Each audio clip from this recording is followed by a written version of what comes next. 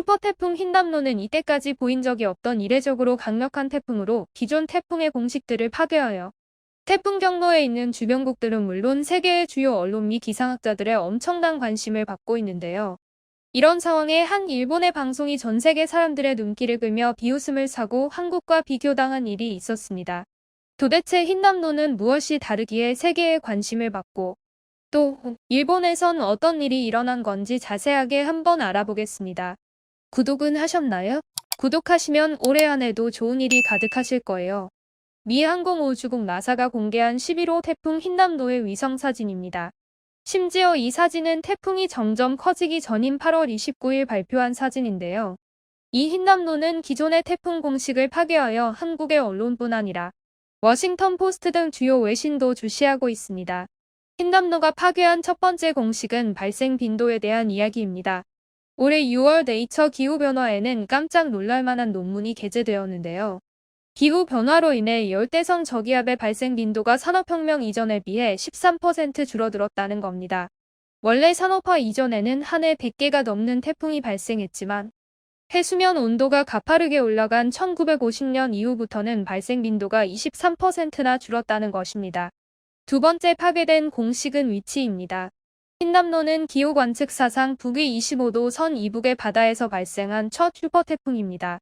원래 태풍은 일본 남쪽 해상 북위 15도 정도의 열대 저위도에서 시작되는 게 지금까지의 공식이었는데 온난화로 시작의 위치가 위도 10도가 넘게 위로 올라와서 시작된 것입니다.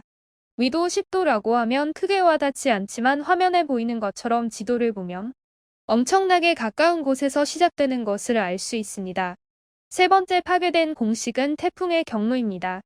기존의 대다수의 태풍들은 밑에서 만들어져 천천히 위로 올라오지만 흰남노는 한참 위에서 만들어져 서쪽으로 가다 대만이 있는 남쪽, 즉 역주행을 하더니 갑자기 방향을 한국이 있는 북쪽으로 틀어 올라오고 있습니다. 이는 태풍 주변의 저기압 고기압 분포 상황이 일반적인 태풍과 달라졌기 때문인데요. 이런 예상할 수 없는 태풍의 경로 때문에 애를 먹고 있지만 지난해 예보 정확도는 한국이 일본보다 높다고 합니다. 마지막 네 번째로 파괴된 공식은 북상하면서 커지는 세력입니다. 기존 태풍은 북상하면서 세력이 약해졌습니다. 하지만 이번 흰남노는 초반에는 비슷한 양상을 보이더니 한반도 근처에 오면서 오히려 더 세력을 키우는 모양을 보였습니다. 이는 수온이 비정상적으로 높은 해역을 통과했기 때문인데요. 전 세계의 사람들이 이런 태풍의 세력이 확장되는 과정을 설명한 일본의 한 뉴스를 보며 비웃음을 참지 못했다고 합니다. 바로 일본의 한 방송사가 아날로그 방식으로 태풍 형성 과정을 설명해 눈길을 끈 것인데요.